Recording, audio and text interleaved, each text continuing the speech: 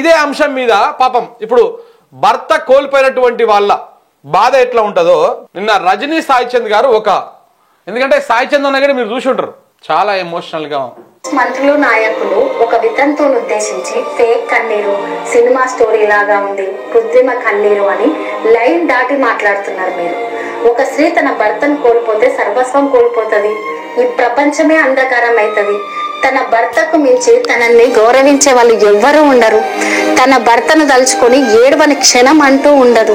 అటువంటి బలహీన పరిస్థితుల్లో మాగంటి సునీత గారి కన్నీళ్లలో మీకు బాధ కనబడకపోతే మీ జాతీయ నాయకురాలు స్వర్గీయ రాజీవ్ గాంధీ గారి సతీమణి సోనియా గాంధీ గారిని కూడా మీరు అవమానించినట్టే.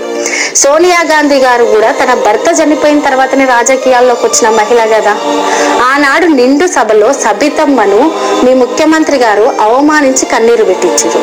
ఈ రోజు కన్నీరు పెట్టిన సునీతమ్మను నిందించి అవమానిస్తున్నారు. మహిళలు రాజకీయాల్లో ఉండడాన్ని సహించలేకపోయే తత్వాన్ని జూబ్లీ హిల్స్ ఓటర్లు గమనిస్తున్నారు. ఖచ్చితంగా జూబ్లీ హిల్స్ ఓటర్లు మీకు బుద్ధి చెప్తారు. మీరు ఫలితాల్లో కన్నీరు పెట్టక తప్పదు. సో ఇట్లా ఎందుకంటే ఆమె కూడా తన భర్తని కోల్పోయింది. ఇప్పుడు ఒక భర్తను కోల్పోయినటువంటి మహిళ బాధ ఎలా ఉంటుందో ఆమె ఆల్రెడీ అనుభవిస్తూనే ఉన్నది. ఆమె కూడా అంతకుముందుకు యాక్టివ్ రాజకీయాల్లో లేదు. ఎవరు? సాయిచంద్, రజనీ సాయిచంద్ గారు కూడా. సాయిచంద్ చనిపోయిన తర్వాత ఆమె అనివార్యంగా రాజకీయాల్లోకి వచ్చినారు. ఇప్పుడు అంటే ఆమె కూడా ఆ ఎక్స్పీరియన్స్ ఉన్నది. ఎంత బాధ ఉంటుంది. భర్తే సర్వస్వం అనుకున్నటువంటి ఒక మహిళ తన భర్తను కోల్పోతే ఏ రకంగా ఉంటుందో ఆమెకు తెలుసు. కాబట్టి మాగంటి సునీత గారి బాధని ఆమె అర్థం చేసుకొని ఒక వీడియో చేసింది. సేమ్ ఈ రకంగానే సబితా ఇంద్రారెడ్డి గారు కూడా రెస్పాండ్ అయ్యారు. ఒకసారి ఇక్కడ చూడండి. భర్తను కోల్పోయిన ఏ మహిళ దుఃఖాన్ని కూడా ఎవరు ఆపలేరు. సమాజంలో ఆ మహిళలపై ప్రత్యేక సానుభూతి ఉంటుంది. ఆపుకోలేని దుఃఖాన్ని కూడా విమర్శిస్తున్న కాంగ్రెస్ మంత్రుల తీరు తీవ్ర ఆక్షేపణీయం. యావత్ మహిళా లోకం మిమ్మల్ని క్షమించదు, ముఖ్యమంత్రి రేవంత్ రెడ్డి గారు మీ ప్రభుత్వానికి క్షమించదు అని చెప్పేసి ఆమె ఒక పోస్ట్ పెట్టిరు. మీ మాటలు ఒకరి సునీతమ్మకే కాదు, మీ అగ్రనేత సోనియమ్మ లాంటి వాళ్ళను కూడా మీరు విమర్శించినట్లు. భర్తను కోల్పోయి తప్పని పరిస్థితుల్లో నమ్ముకున్న ప్రజల కోసం, దివంగత నేతల ఆశయాల సాధన కోసం ప్రజా జీవితంలోకి వచ్చిన మాలాంటి వారికి ఇలాంటి వ్యాఖ్యలు ఎంతగానో బాధించాయి. ఒక మహిళ తన భర్తను కోల్పోయి పడే బాధను చిన్నచూపు చూడడము, ఎటువంటి సమయం లేకుండా వ్యాఖ్యలు చేయడం విచారకరం. రాజకీయాలు వేరే విషయం, మానవీయత వేరే విషయం. సో రాజకీయాలకు మానవీయత కొంత గ్యాప్ ఉంటుంది, తేడా ఉంటుంది. ప్రతి దాంట్లో రాజకీయం చేస్తున్నటువంటి కాంగ్రెస్ నాయకులకు ఆమె చెప్తా ఉన్నది. రాష్ట్రంలో ఒక బాధ్యతమైనటువంటి పదవిలో ఉండి సమాజానికి మీరిచ్చే సందేశం ఇదేనా?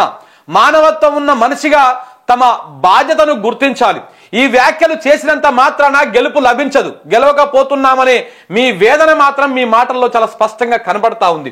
యావత్ మహిళా లోకానికి మీరు క్షమాపణలు చెప్పండి అని చెప్పేసి పొన్నం ప్రభాకర్ గౌడ్ గారిని కోట్ చేస్తూ సత్యేంద్రారెడ్డి గారు చేసినటువంటి పోస్ట్ ఇది.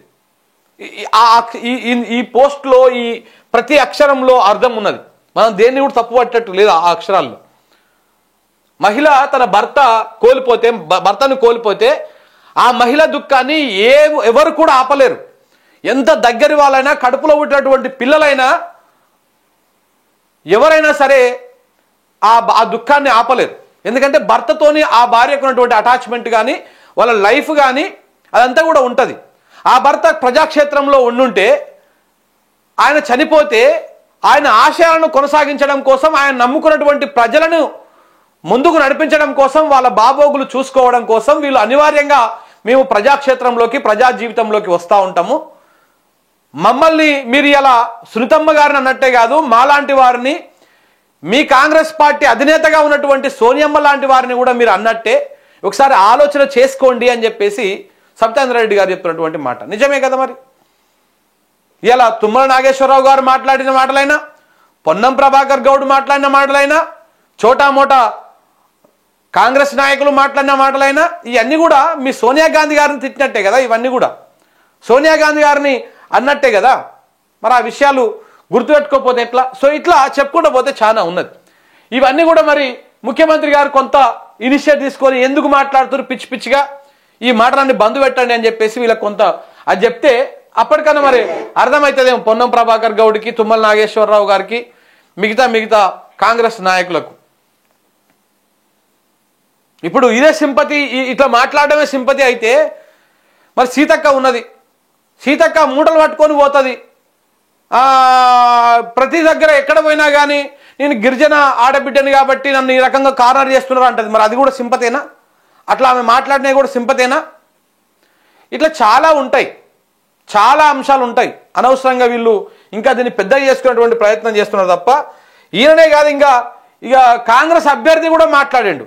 దైవ నిర్ణయము, మాగంటి గోపీనాథ్ గారి చనిపోవడము, ఇక్కడ ఉప ఎన్నికలు రావడం దైవ నిర్ణయము, ప్రజలు చేసుకున్నటువంటి అదృష్టము, ఇట్లా ఈ రకంగా మాట్లాడాడు నవీన్ యాదవ్. సరే, ఆయన కొత్తగా రాజకీయాల్లోకి తెలిసి తెలియని మాటలు మాట్లాడుతున్నాడు అంటే అనుకోవచ్చు.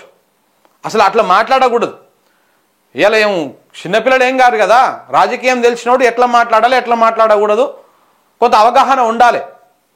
ఇష్టం వచ్చినట్టు మాట్లాడుకుంటూ పోతా అంటే ప్రజలు కూడా అన్ని గమనిస్తూనే ఉంటారు, చూస్తూనే ఉంటారు. నేను తప్పు మాట్లాడితే నన్ను ఎత్తి చూపిస్తారు, నువ్వు తప్పు మాట్లాడితే నిన్ను ఎత్తి చూపిస్తారు. ఇంతకు ముందుకు చాలా లేట్గా ఉంటుండే రిజల్ట్, ఇప్పుడు మాట్లాడితే వెంటనే కిందనే వస్తుంటుంది, లేకపోతే వెంటనే దానికి రియాక్షన్ కనపడుతూనే ఉంటుంది.